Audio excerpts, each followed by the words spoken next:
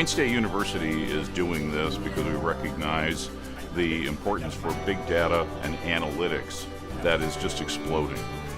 The most important thing about this event is it brings business to the students and allows a dialogue to happen, which is very rare. This is business talking to business. This is pragmatic. This is folks coming in, answering real-world problems, and then talking about what it took to try to solve them. And this is invaluable information for other people who are facing similar issues. You know, last year was our first year, and we had such a good turnout. It was a no-brainer for us to come back again this year.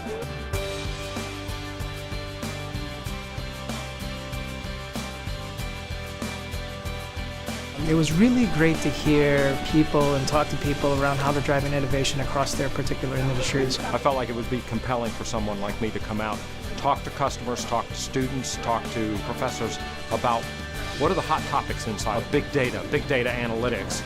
It's a great event to find people that are like-minded. What we're impressed with is one of the few conferences, sponsored by a university that brings in industry.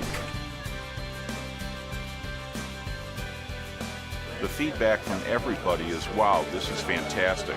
The interaction, the networking, we're bringing people in who can talk about their own experiences.